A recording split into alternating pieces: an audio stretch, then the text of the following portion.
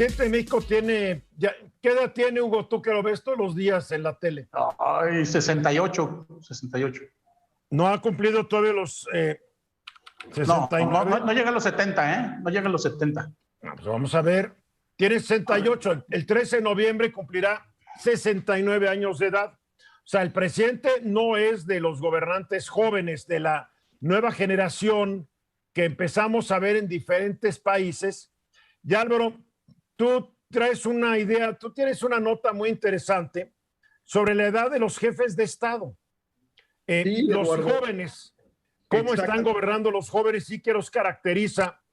Y es un artículo muy interesante que se publicó hoy en Mercados.0. Exactamente, Eduardo. Y traigo ese tema hoy en la mañana en la mesa editorial, lo platicamos. Estamos viviendo y probablemente una gran parte de los fenómenos mundiales que estamos viviendo ahorita tiene que ver con un cambio de generación, un cambio de estafeta, si me permites utilizar esa expresión en términos de los líderes mundiales. Simple y sencillamente tomemos tres datos. Correctamente acabas de hablar de Andrés Manuel López Obrador, que va a cumplir 70, pero Putin tiene 69 años. Va a cumplir 69 años. Perdón, 69 años. Putin tiene 69 años, también va a cumplir 70 años.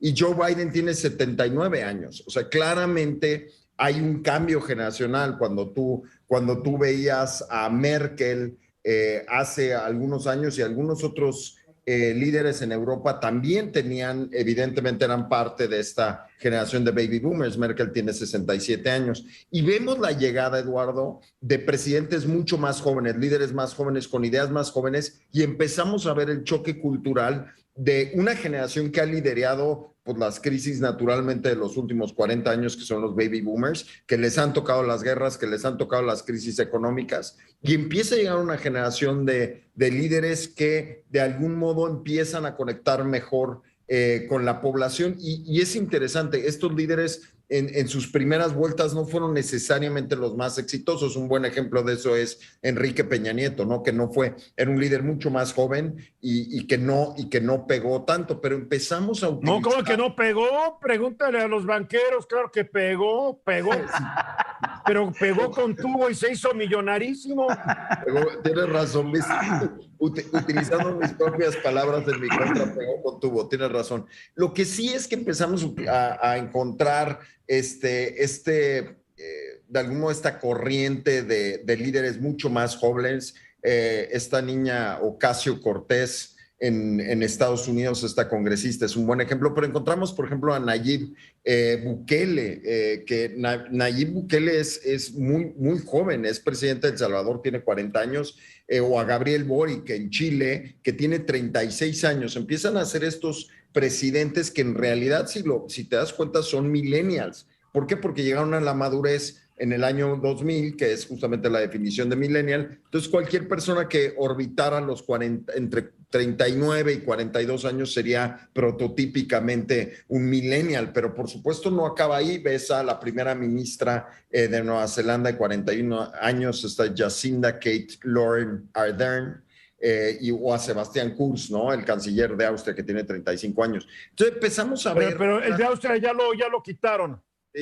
Pero son estos líderes que han llegado, son líderes que se están vendiendo sin etiqueta, como mucho más, de algún modo, honestos, o así se presentan ante la población, un poco más como influencers. Y un buen ejemplo de esto es Zelensky, ¿no? El presidente de Ucrania, que lo puedes ver en algún momento en un búnker hablando de guerra, y otro en los Grammys, dando un discurso, y empiezan a hacer... Oye, pero desde el mismo búnker, no confundamos a la gente. Del mismo, o sea, sí, claro. Él no llegó a los Grammys, es por señal, por video, pero sigue en el búnker siendo atacado por un criminal despiadado que es el señor Vladimir Putin, hijo de la señora Putina. Pero lo que sí es un hecho es que esto... Así se llama su mamá, no se mal pensado. No, nadie pensó mal, Eduardo, nadie pensó mal. Lo que sí es que son presidentes que se mueven mucho más en redes sociales, y un punto importante es cómo utilizan la propaganda y el marketing político, saben navegar la web, son sumamente visibles, se manejan perfectamente bien a una cámara, no necesitan tantos guiones. En ese sentido se parecen mucho más a Donald Trump, tengo que decirlo. Por ejemplo, Bukele se negó a participar en debates televisivos en vivo de cara a la carrera presidencial del 2019 y su mensaje era únicamente en Twitter, insisto. En ese sentido se parecía mucho más a Donald Trump. En México, por supuesto, tenemos a Samuel García, el gobernador de Nuevo León de 33 años, que es al final del día el estado con mayor... Ya te vi, Liliana. Entonces, de algún modo lo que vemos son estos nuevos líderes que son muchos más influencers. La lista que yo he presentado aquí rebasa la docena, pero lo que nos encontramos es que esto se convertirá en la norma y seguiremos viendo choques. Lo interesante será ver qué pasa en las elecciones presidenciales en México y si volverá a ser un choque entre baby boomers y millennials, Eduardo. Liliana.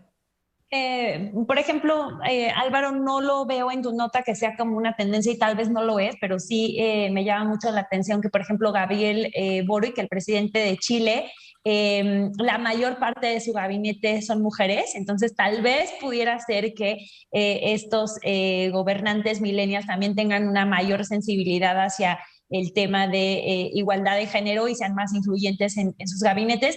Y me parece que te acabas de dar también un ejemplo muy bueno en México, con el cual pues muchas personas podrán estar familiarizadas y tiene que ver no nada más con el gobernador de Nuevo León, Samuel García, sino incluso con el rol que tiene su esposa Mariana, porque creo que podemos estar de acuerdo con ella o no, pero es un fenómeno en la forma en la que ella comunica su gestión como primera dama, ya no sé si cuáles son más esos nombres que se usan. Más que como primera dama, como mujer joven.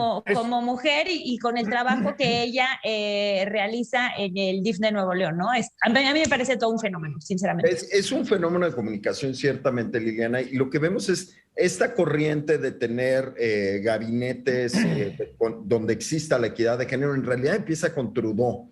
Y lo importante de esto es que estos nuevos líderes jóvenes, estos líderes millennials, están extrayendo lo que le funcionó a los baby boomers, porque, insisto, Trudeau es el primero en decir 50% de mi gabinete va a ser mujer, la metodología de comunicación trumpiana está de algún modo rescatada por Bukele. Zelensky, es curioso, pero Zelensky y Samuel García tienen muchas cosas muy similares en estrategias de comunicación.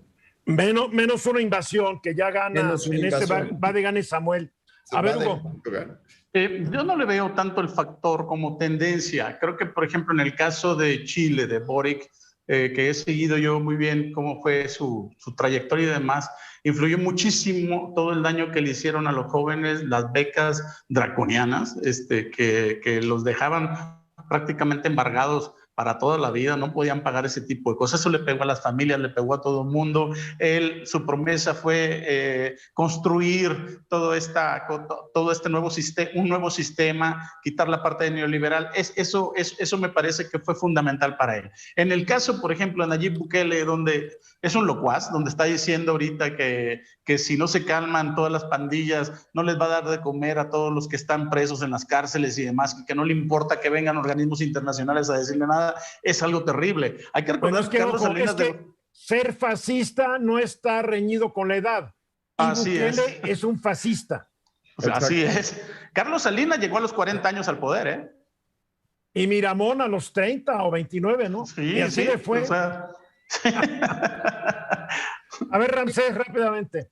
Yo creo que ahorita, por ejemplo, las generaciones de hoy en día tienen demasiada información. La pregunta ahora es cómo pueden seleccionar cada información y cómo la pueden utilizar para su conocimiento. Porque no es lo mismo leer mucho y no apliques en el conocimiento en donde está en tu vida cotidiana. Entonces, la pregunta aquí es, ¿cuánto de todo lo que están leyendo realmente lo están aplicando como conocimiento para lo que vayan a hacer dentro de su vida profesional o en donde vayan a estar? Yo creo que son lectores muy selectivos para lo que están haciendo, mi querido Ramsés, muy selectivos. Definitivamente. Me gustaría nada más decir una frase, Eduardo, que dijo el filósofo Michael Sandel, muy actual. Dice, ahorita los jóvenes tienen muchísima información, muy poca sabiduría. Y eso es importantísimo en las redes sociales. Hay mucho conocimiento, muy poca sabiduría. Eso decía Sócrates de los jóvenes de su época, Hugo. Sí, así es. La generación de salida siempre critica a la generación que viene. No hay nada nuevo en eso. Para concluir, Álvaro. Para concluir, nos estamos enfrentando a una nueva generación de líderes, líderes jóvenes, líderes mucho más conectados o por lo menos discursivamente más conectados con la sociedad, que utilizan muy bien de manera orgánica la tecnología nueva. Es nuestro trabajo hacer una buena elección de líderes y presidentes en los próximos años, porque esa ola llegará a México. No me extrañaría tener un presidente de esa edad en las próximas elecciones. Y la nueva generación es tan sabia o tan idiota como las generaciones anteriores, mi querido Hugo. La verdad, tu filósofo que citaste, Michael Sandel. Tache a tu filósofo. Por supuesto, es un engreído, mucho más profundo. Un engreído mensajes. Tenemos que hablar de él.